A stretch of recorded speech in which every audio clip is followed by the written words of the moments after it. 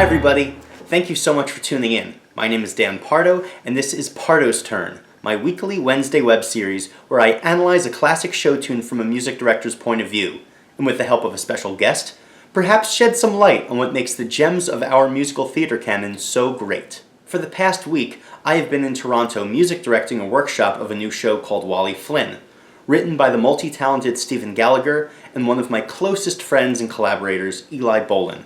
I've had a great time here with the cast and creative team, and even got the chance to catch up with my buddy Kenny Seymour, who was down the street conducting his Broadway-bound baby, Ain't Too Proud.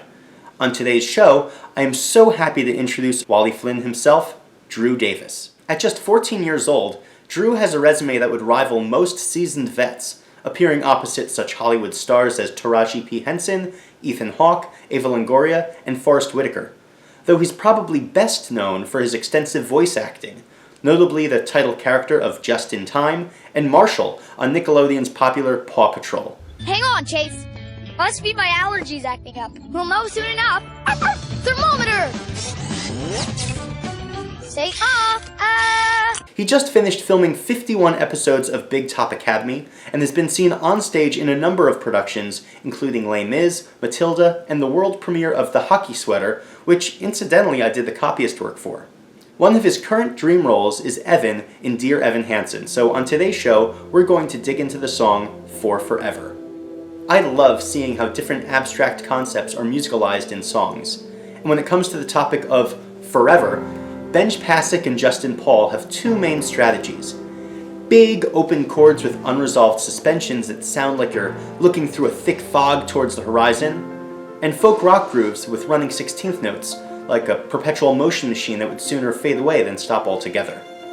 The melody at the top is very conversational, slipping in and out of speech and dropping off at the ends of phrases, buying time to spin the next line of his fabricated tale to the parents of his deceased classmate. Quoting songs by our favorite bands, telling jokes no one understands except us two, and we talk and take in the view.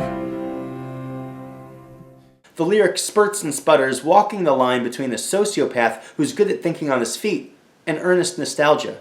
Because as the groove kicks in, the song skillfully changes its focus from Evan lying to Connor's parents to really lying to himself, building a false narrative where his life isn't so bad after all, filled with friends, memories, and perfect days. The bridge is quite effective with a motivic melody that climbs from one key to the next, then builds in tempo and intensity until he wails out a high G, and then literally tumbles out of the tree to the ground. I climb till the entire sun shines on my face,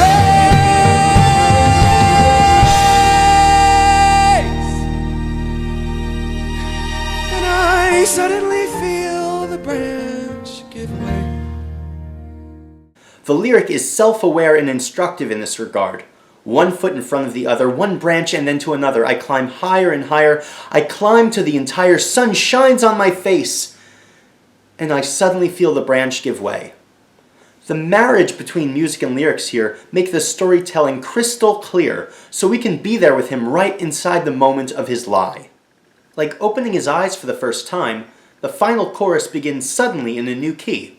His voice at the very basement of his range, literally grounded. All we see is sky for forever. After a phrase or two, he then jumps up an entire octave to repeat the hook, now at the top of his voice, convincing himself and those around him of the story he's told. Two friends, true friends, on a perfect day. Hey Drew, how are you doing? I'm good, how are you? Good. Thank you so much for coming on. This has been a lot of fun. For those who don't know, we've been doing a workshop together of a new musical here in Toronto. You're born and raised in Toronto, is that right? Yeah, I was born in Toronto. I've grown up a little bit outside of Toronto, but I spent a lot of time here for auditions. I was talking to my wife the other day. Both she and I grew up doing community theater and, kind of going to local auditions, but it must be so neat when your local audition is like the major central hub of theater in an entire country. Yeah, it is. It's great, and there's so much to do in Toronto as well. So I always take advantage of getting to come down here because it's a great city. And so you're 14 now, is that right? I'm 14, yeah. So you've been doing professional theater and TV work for quite some time. Did you kind of have like a breaking in phase where you did amateur stuff or things with your school? Yeah, so my parents actually, that's where I started. My parents own a musical theater company for, really for cool. youth. Yeah. So I just grown up there, and I guess that sort of just led me onto the path of enjoying the business. And my dad was actually an actor before, and my mom was a musical director. Oh, very Now cool. my dad directs with their company. And does your mom kind of do some of the conducting Yeah, and playing? she does conducting, playing, and like helps teach vocals and stuff like that as well. What was your first professional job? My first professional job that I remember would be a McDonald's commercial. Oh, really? What was filming like? The McDonald's Yeah, commercial? yeah. Did they like give you a hamburger? I or don't what? remember much. I know I had a wrap. It was like the chicken something McWrap, and the first couple times I loved it. And obviously after doing it 40, 50 times of taking a bite. Oh, really? They had to bring a spit bucket in. And Oh my I'd gosh. take the bite, yell cut. I forget spit it who I out. was talking to. I think it was someone who was a friend of mine who was doing a beer commercial, and they weren't actually allowed to drink the beer. Right. And I guess that's just because there was alcohol on set, Yeah. and but they actually had you eat the chicken sandwich. Yeah, they actually had to eat that chicken sandwich. So in the cast, we also have one other young performer, Hannah. Yeah. And the two of you have worked together before, is that right? We have, yes. We did Matilda, the U.S. national tour, and then we stayed in Toronto for 6 months. Oh, that's great. So that was nice to be here and performing a show that I had a great time doing. But yeah, I've stayed close to Hannah through the years, and we've worked together or seen each other at auditions or done little things like this, for example. Right, that's really great. Yeah. And the two of you have such a great rapport on stage, and I think the whole company, we only have 6 in the cast, but we've all gotten along really well. Yeah. We're kind of gearing down for the week. Now, this web series also has kind of a podcast version, so people who don't see your face may still recognize your voice, and that's because you do a bit of voice acting. I'm sure they won't recognize my voice because it has changed a lot, and I do put on a voice for the stuff I do, but I've done Paw Patrol. I played Marshall on Paw Patrol for 3 seasons. I was Justin on Just in Time, and I've done a bunch of little one-day things here and there, or recurring roles on stuff like Doozers and a bunch of other things. When I approached you to do the show today, you had mentioned Dear Evan Hansen as a musical that you know well, that you wouldn't mind singing something from. Tell me about your relationship with the piece. Well, I haven't worked on it too much before this, but I heard the musical for the first time. I was in the car with my mom actually, and a friend of mine had told me, you got to listen to this musical. Yeah. It's amazing, and so I listened to it, and there was something that I just loved, Ben Platt, first of all, amazing actor, voice. As soon as I heard him, I was like, I want to do this role. This would be my dream role. There's not many musicals that I've said I definitely want to be in before I die, on my bucket list. Yeah. But well, you still this have is one of them. at least a good 10 years, so that's great.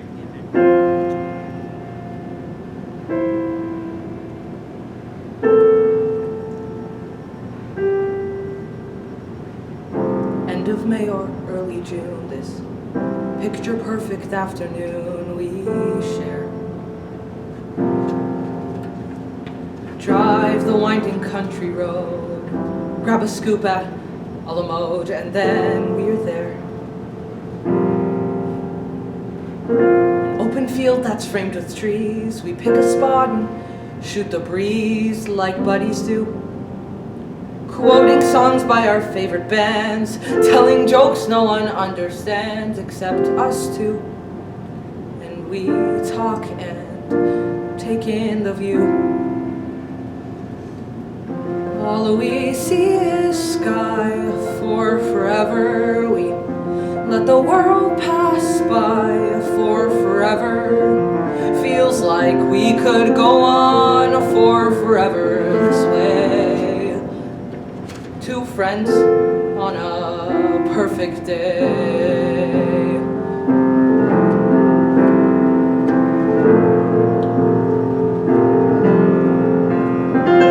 We walk a while and talk about the things we'll do when we get out of school. Bike the Appalachian Trail, write a book or learn to sail, wouldn't that be cool? There's nothing that we can't discuss, like girls we wish would notice us, but never do. He looks looks around and says to me, there's nowhere else I'd rather be. And I say, me too. And we talk and take in the view. We just talk and take in the view. All we see is sky for forever. We let the world pass by for forever. Feels like we could go on for forever this way, this way. All we see is light for forever, 'cause the sun shines bright for forever. Like we'll be alright for forever this way. Two friends on a perfect day. And there he goes, racing toward the tallest tree. From far across the yellow field, I hear him calling, follow me. There we go, wondering how the world might look from up so high. One foot after the other, one branch then to another. I climb higher and higher, I climb till the entire sun shines on my face.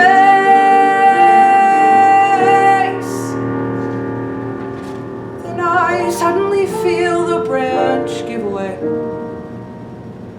I'm on the ground, my arm goes numb.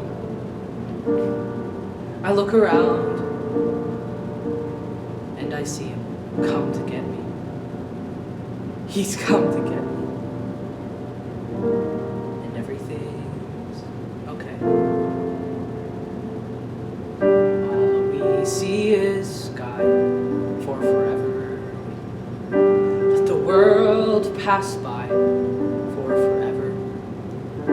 Buddy, you and I for forever this way, this way.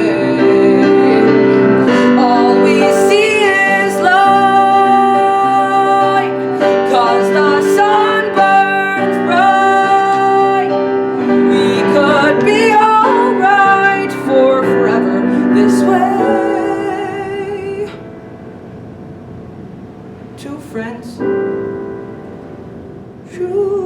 friends on a perfect day.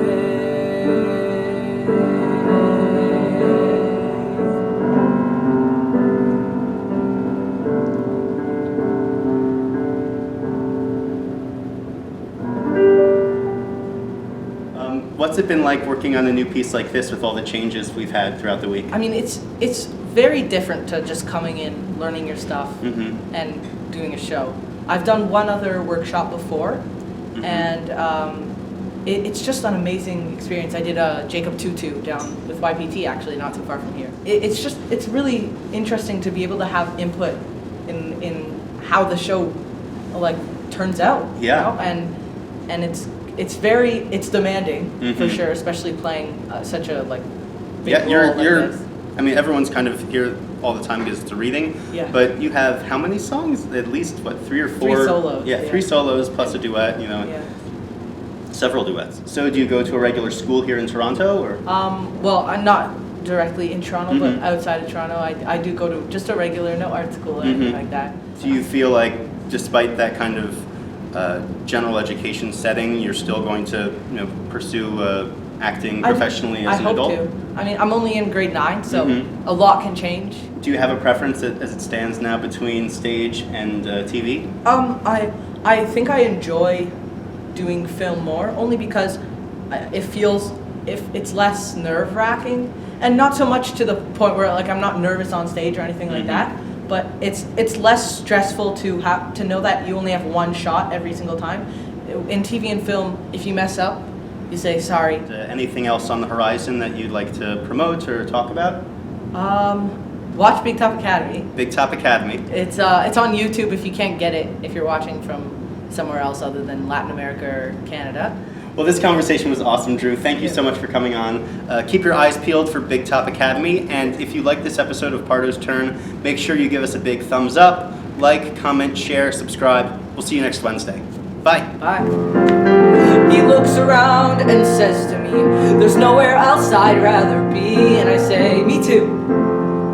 And we talk and take in the view.